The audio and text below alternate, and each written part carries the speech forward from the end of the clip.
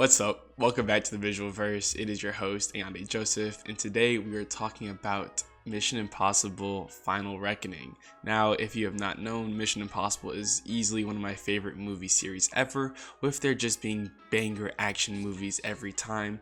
Tom Cruise truly is the father of action movies, so reliable with this and his two Top Gun movies. So let's get straight to it. And honestly, I was really looking forward to this, given the very in-depth trailer as well as the reactions from the general populace that had already seen the movie early. Honestly, I wanted to see it the opening day on Thursday, but after delaying it to see it with my family, I was like, okay, it's game time, let's do it. I also did see this movie in IMAX, which is a larger screen resolution, so a lot more detail and sound design, and you really get the whole immersive experience. Now, to be honest, I couldn't really tell the difference. The image did look a lot clearer, but since I haven't seen it in regular theaters before, I don't have really a good sense of comparison. I did feel like the screen being a lot larger did make me feel more like in there, as if I was in the scene itself. Now, talking about the actual plot points of the story, I would say that in comparison to other Mission Impossible movies, the story isn't as strong. I think that there are certain elements that they really drag out and dramatize to make it seem like the end of the world is upon us, but at times it doesn't necessarily feel that way.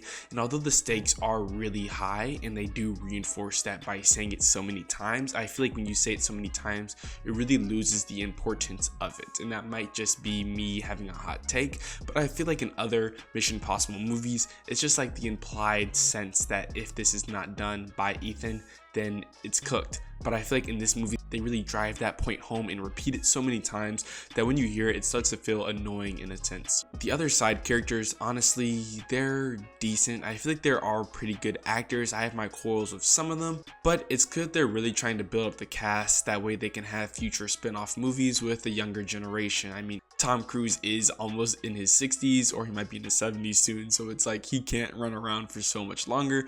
But I think that it would be no surprise to me if they have a spin-off series with the younger actors and actresses in the coming years. I feel like through the trailer, I knew there would kind of be two separate movies going on, and that's what some of the earlier reviews said. I mean, you have this whole underwater saga where Tom Cruise is getting the source code of the AI, and then you have the second part where he's, doing these aerial battles, but there also kind of was a third part, and that was the beginning half of the movie where it's a lot slower, a lot of exposition to really build up everything that's happening. And as I mentioned earlier, this is kind of the repetitive nature of, if Ethan Hunt doesn't do this, we're all dead. If Ethan doesn't do this, we're cooked. If Ethan doesn't do this, the world's gonna end. And I feel like there's definitely a lot of fat that they could have trimmed towards the beginning, because it did feel like a long movie, and yes, the ending was rewarding with a lot of action, but the previous Mission Impossible movies have done a great job of infusing these action scenes with exposition to not really make you bored or tired throughout. And I'm not saying I was bored, but I definitely was like, when is the action gonna start? And they do an okay job of sprinkling in some chase scenes here and there to kind of,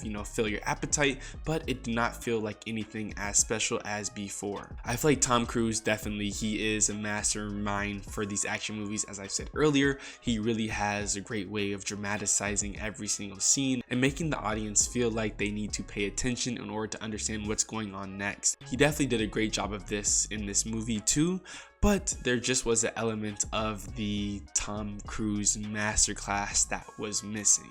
And I mean, although there were some characters that didn't make it and some characters that did make it, I feel like the stakes of it never really felt too drastic for me to be concerned. I mean, it did do a great job of really painting all of the miracles that need to happen in order for the world to be saved, which I did love, because it's like sometimes you take for granted all of the crazy little things that are happening. I love how it's kind of like a satire when characters are like, wait, you have to do this, this, and that, and then it will work out. And they're like, yeah, pretty much. And then exactly that happens, which is hilarious. There were some scenes, as I said earlier, that could have been trimmed out. Honestly, just filler or trying to add a little bit more exposition that wasn't really necessary. Specifically, there was a character that was revealed to be the child of another character in a previous Mission Impossible movie.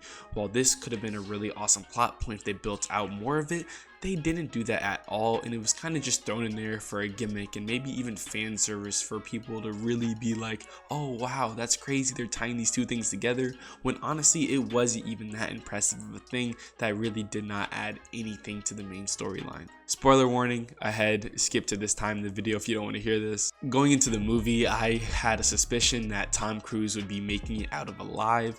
Honestly, he does not like killing himself in movies, and I think it's because he knows how much he is worth in these series. If anything, I think in the coming movies, he will be kind of like a central figure that is giving advice to the new generation. But in terms of the future of Mission Impossible, I feel like there are a lot of open doors, and clearly it's such a successful series that why would they end it? And I feel like one thing that is kind of important is that similar to Fast and Furious, in order to keep bringing back the audience, you will have to find some way to keep outdoing the previous world issue.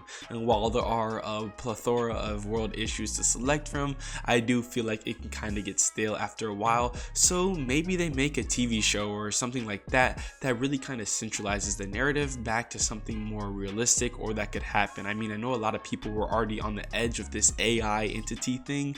I mean, even though that is a very real world issue that we're all dealing with, but I do hope that, you know, they continue to make these amazing movies or TV shows, because there is such great potential and an audience such as myself who will love to see these movies and watch them time and time again.